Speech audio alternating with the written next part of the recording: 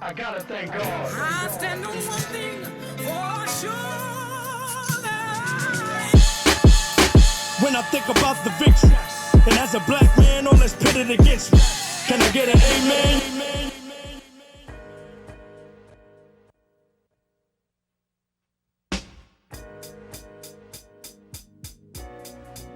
In life, adversity always comes before success. The late, great Kobe Bryant said it best. It's not about the destination, it's about the journey.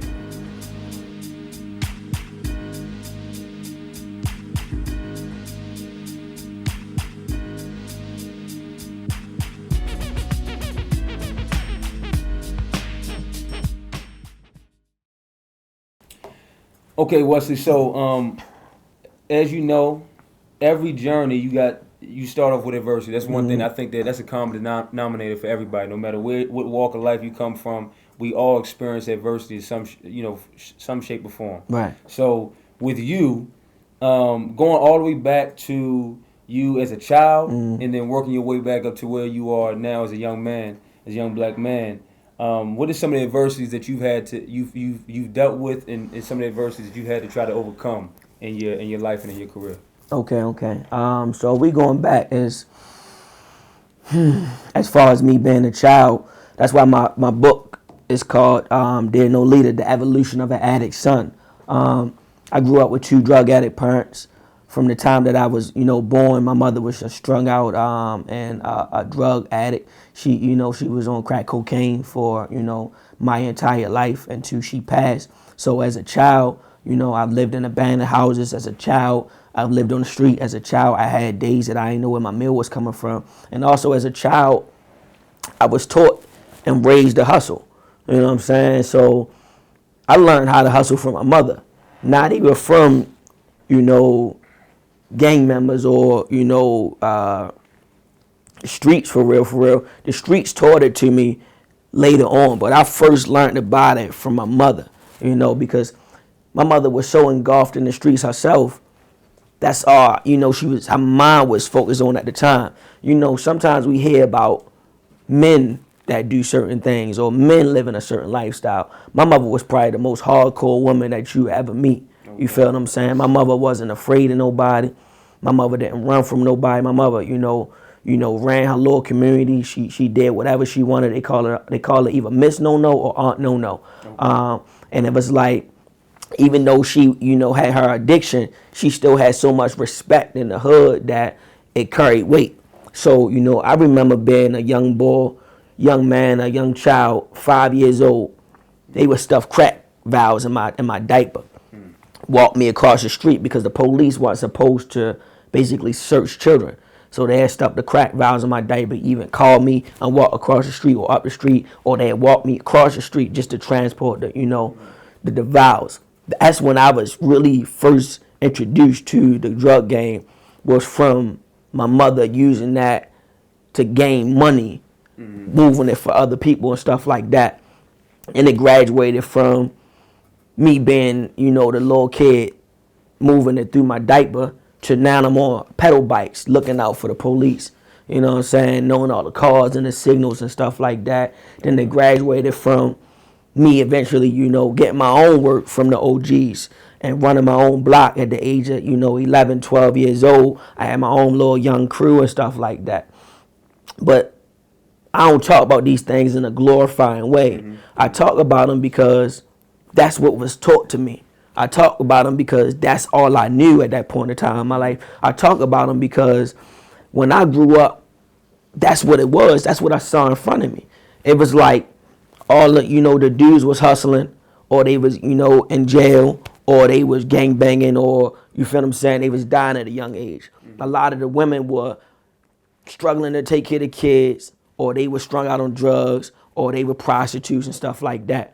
I lived on McDonough Street. If you go down there now, Johns Hopkins and a lot of other investors bought that up and like gentrified that community. Okay. But when I lived down there, it looked like abandoned house. Somebody live here, abandoned house.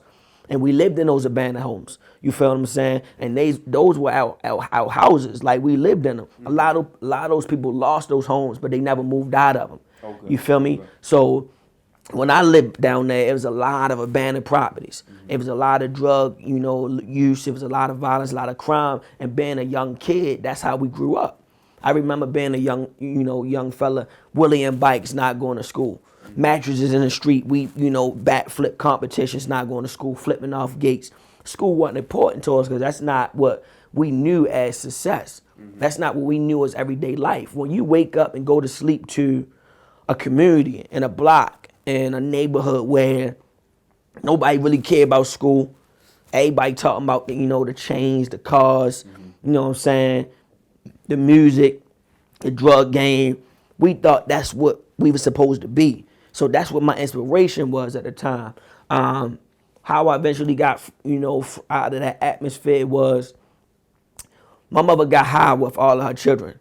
And it started to begin to be documented that all her children were born, sick or drug addicted, or they had some type of issues or premature or stuff like that. So once the hospitals documented it, they started doing home visits. Okay. So we would hide, you feel what I'm saying? They would come knock on the door, look for my mother. We didn't go to school. They would send the police looking for us. We'd hide. We'd be in the house, but we'd hide.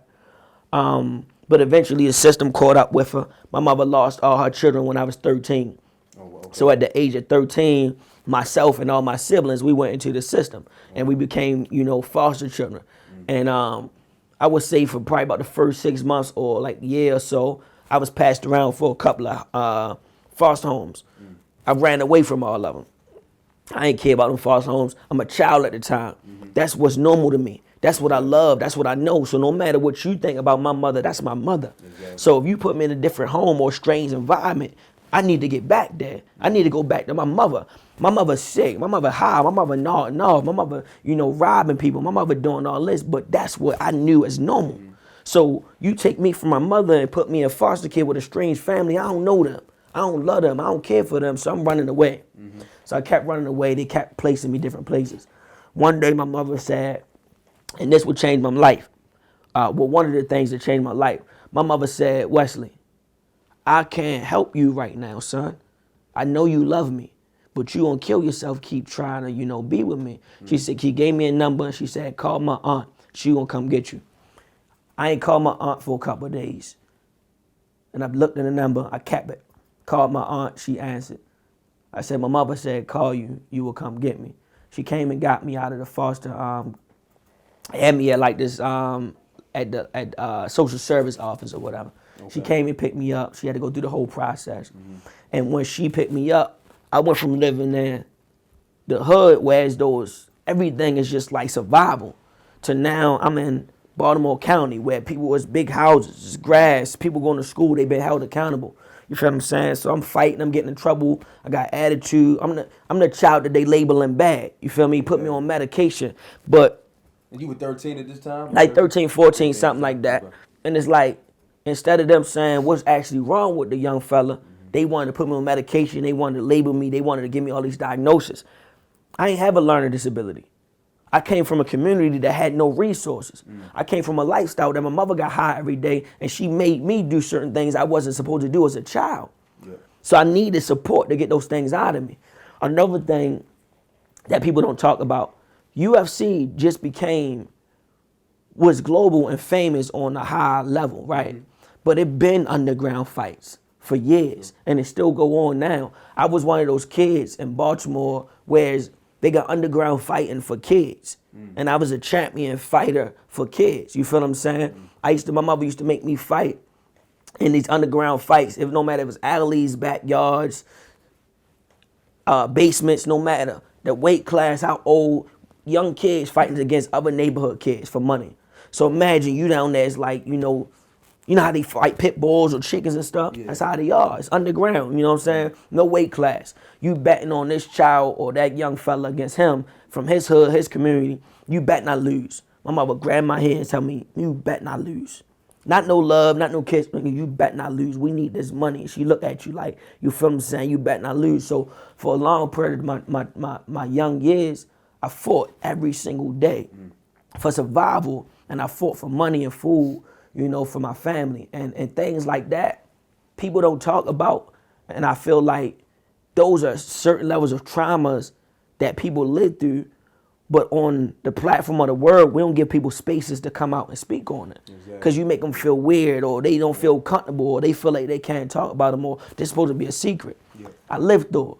You feel what I'm saying? So when I went with my aunt, and she had to get me the tutoring, the mentoring, you know, reading the Bible, the therapy, all these things. One thing I tell her I love her for is, no matter what I put her through, she will always tell me, Wesley, you can be great. You can be successful, but you got to put that work in, and I'm not going to give up on you. You feel me? So when you say things I've been through, going back to my childhood, I don't even really look at my childhood as a childhood.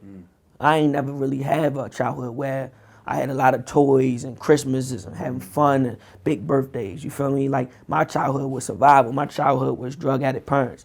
My childhood was lights cut off. My childhood was not knowing where your next meal coming from. My childhood was no hot running water. We washed up in cold showers or boiled water on the stove. My childhood was extension cords from the back window from our neighbor's house. We shared the BG&E bill, extension cords to have electricity because we couldn't afford it. My childhood was selling drugs at a young age for survival because that's what's normal. My childhood was, you know, fighting every day to make money and put that food on the table and looking at another young fella across me and thinking he my enemy and he gonna take that food from me and find almost kill him in that ring. You feel what I'm saying? So when I'm talking about a childhood, that's what I'm from. So when I'm so passionate about the things that I do for these kids and these families and the communities in Baltimore, I do it because I know what I'm from, what I lived through. And I know a lot of people live in these same stories, but they don't speak about it. Either they don't have a platform, they don't have to encourage, or they feel like they're going to be called weird or labeled some type of stigma or something. Exactly. I want to give people the comfortability and the platform and the mindset. No, your trauma, your aces, and the pain that you've lived through, you can speak on those. That's your story. Don't sit on that pain. Get some help. If you need therapy, seek therapy. Therapy not a negative thing. In our black community, we think therapy bad. Some of us need that to grow. Some of us need that to get off our drug addiction. You feel what I'm saying? My mother became a hardcore drug addict at a young age in a teenage year because she was raped and molested by grown men that she thought was going to be there for. You feel me? These stories that we don't talk about in our communities because we feel like, oh, we ain't supposed to talk about that. You keep it a secret. But these are also some of the reasons why our people are drug addicts. Also some of the reasons why our people are alcoholics. Also some of the reasons why people become killers, violent crime committers, because we aren't being addressed or seeking the help for the trauma we go through. So when I speak on this, brother, I've lived it. Absolutely. You know what I'm saying? And it's like, I've lived through that stuff. I've been shot in my right shoulder. I've been stabbed in my left hand because I'm from the street. I've been stabbed on my right side, you know, because I was known for I've been known for being deadly with these when I was young. So when they see something like that, first of all, people don't want to fight anyway. Yeah. Let alone they don't want to fight a little dude that's, you know, deadly with his hands. So we gonna take yo out. And that's what it was when I was young. But as a man, surviving, living, going through that, everything about me positive now, brother. I've seen too many friends of mine lose their life. I've seen too many people in my community lose their life. I've seen too many families and people in Baltimore get shot, stabbed, killed, robbed, die at an early age. You know what I'm saying? I've had, you know, friends and people I knew in my block die in my arms. My mother died from a drug overdose. The man, you know, my youngest brother, his father was shot and killed 2 months after my mother died. You know, in my book, I talk about my young brother, Elijah. He's 7 years old now, right? I adopted him 3 years ago. I took him in 5 years ago. I was a foster parent, you know, because somebody took me in. Yep. But when my mother died 5.5 years ago, 2 months later, my youngest brother's father was shot and killed, right? So at the age of 2, he lost both of his parents from the street life. If I wasn't stable and able to get myself together, I wouldn't be able to take care of him. Exactly. You dig what I'm saying? So I raised him as a single parent dad, but I'm his big brother. So biologically, we got the same mom, different fathers. I'm his oldest brother. But by court, I'm his dad. I'm his guardian. I'm the person who raised him. And the reason why I say that is like, so many of us don't understand. We dying out here at a high rate.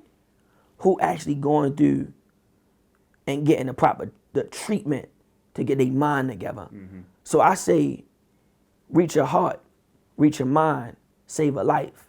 You feel what I'm saying? Build a mind, heal a heart, save a life. I'm big on those things. How do you build the mind if you don't teach? Exactly. How do you heal the heart if you don't get treatment? How do you save a life if you don't do either one? You know, so I'm big on things like that. So when we talk about what I've been through, man, my trials and tribulations have been heavy. But I've also been able to graduate, you know, from college. And even with that, that was hard. It took me 5 years to get a 2-year degree because I was so far behind. You know, graduate from Baltimore City Community College with my associates in corrections and criminal justice. It took me 5 years to do a 2-year degree because I had to take every prerequisite there was. Yep. I was so far behind academically, but my professors believed in me and they understood that I took it serious and they helped me. You feel what I'm saying? So by that point, when I went to, you know, undergrad, I went to UB. Okay. And I eventually graduated from University of Baltimore with honors, right? But that's because the work I put in that associates, it took me so much work to get through that, that once I got to the next level, now it's like, oh, I know this. I can read better. I can write better. I know math. I know science because I went through those steps. So I tell people, don't skip the steps. Don't skip your lessons because it might take you a little longer, but once you get there, you good. And now I'm working on my master's in education with a specific area in trauma, and I carry over like a 3.6 right now with my master's. But I used to couldn't read. I used to couldn't write. I used to didn't know math on, you know, proficient grade level. But now I'm in honors. I got 3.6, 3.7 GPAs. That's growth. That's development. That's stability. That's consistency. That's hard work. That's dedication. But that's also other people believing in me and showing me, that you can be great. So, you know, it been heavy. You feel me? It been heavy, but I just got the vision that as long as I stay dedicated to the work, man, I can help other kids and other people in the community be great. I hope you guys enjoyed that part of the journey. That's right, we'll be back. Until next time, I'm Karl Nelson, creator of Intern Media. I gotta thank God. I stand on one thing for sure. When I think about the victory, and as a black man, all that's pitted against me, can I get an amen?